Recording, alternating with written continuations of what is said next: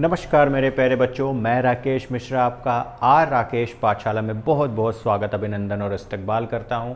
आशा करता हूं प्यारे बच्चों आप लोग अपने घरों पे स्वस्थ होगे और खूब ज़्यादा मस्त होगे। बच्चों हम लोग एरिया रिलेटेड टू सर्किल के बारे में पढ़ रहे थे और हम लोगों ने तीसरी एक्सरसाइज सॉल्व करना स्टार्ट किया था। उसमें पहला क्वेश्चन हम लोग देख चुके थे। बच्चों उसी ऑर्डर में हम लोग आज क्वेश्चन नंबर दूसरा देखेंगे, जो कुछ इस तरह से है।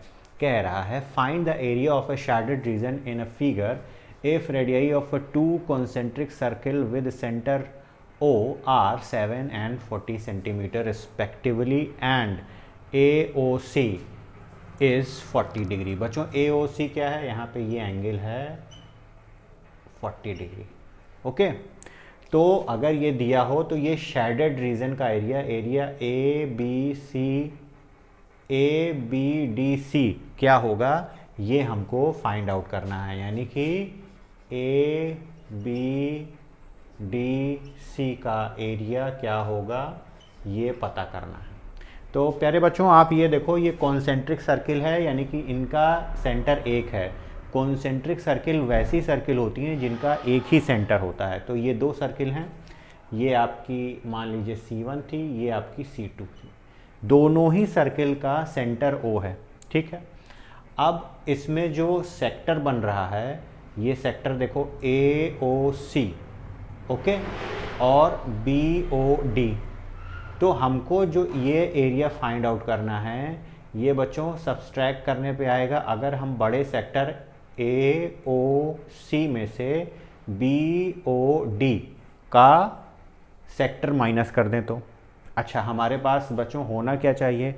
एंगल होना चाहिए जो सेंटर पे बनता है, प्लस रेडियस होनी चाहिए। तो प्यारे बच्चों हमको रेडियस दे रखी है, ये रेडियस 7 और ये यहाँ से यहाँ तक का पूरा 14, दोनों की रेडियस गिवन है। इसका मतलब हमको सिर्फ सिंपल फॉर्मूले का यूज़ करते हुए कैलकुलेशन करना है और सब्सट्रैक्ट करना है बड़े में से छोटा सेक्टर, ओके, और हमारा आंसर आ जाएगा। तो प्यारे बच्चों ये अप्रोच था। अब आइए इसका कैलकुलेशन करते हैं। कैलकुलेशन कैसे करेंगे?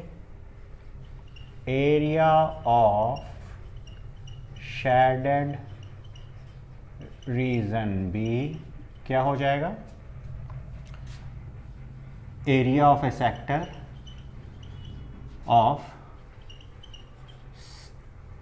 सेगमेंटेड लिख दें, sector OAC minus sector area कितना OBD, ओके। तो ये हमारा शेडेड रीजन, और शेडेड रीजन था क्या आपका? अगर देखोगे तो ABDC ये हमारा शेडेड रीजन था।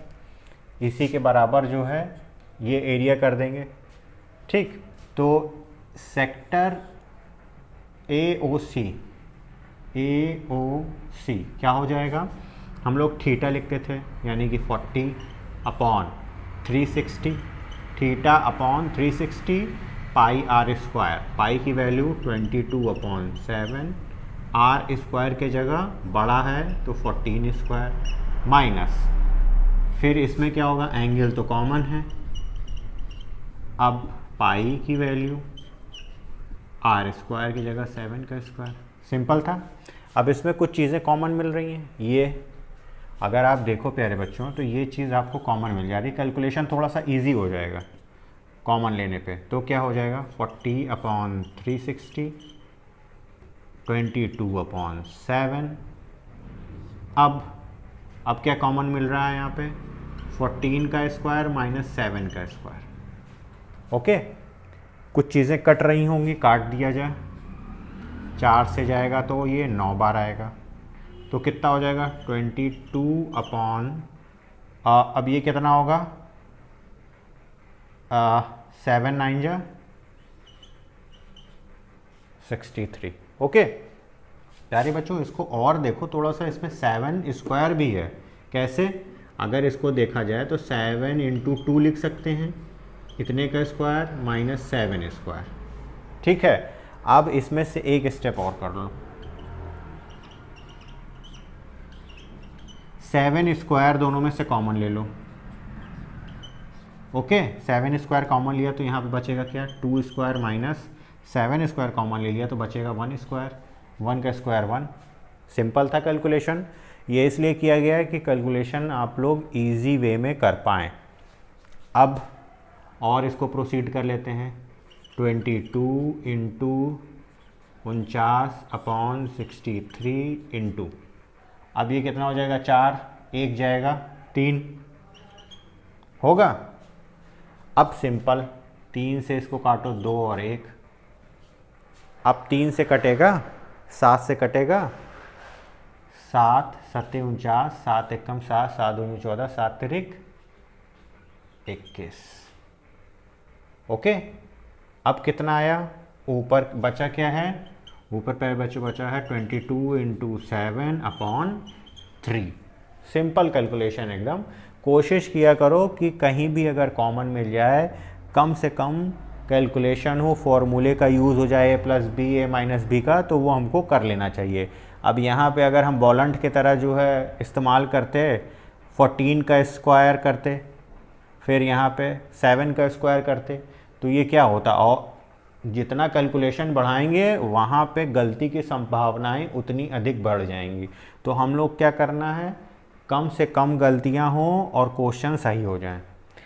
हमेशा कैलकुलेशन में बच्चों ध्यान रखना कम से कम और सटीक कैलकुलेशन हो, क्योंकि मैथ्स के क्वेश्चन हमेशा गलत हो जाते हैं कैलकुलेशन के वजह से, और छोटे क्वेश्चन होते हैं तो उस पर नंबर नहीं मिल पाते। अगर 1-2 नंबर का क्वेश्चन है और कैलकुलेशन ही गलत हो गया तो उस पर क्या नंबर मिलेगा, आधा नंबर।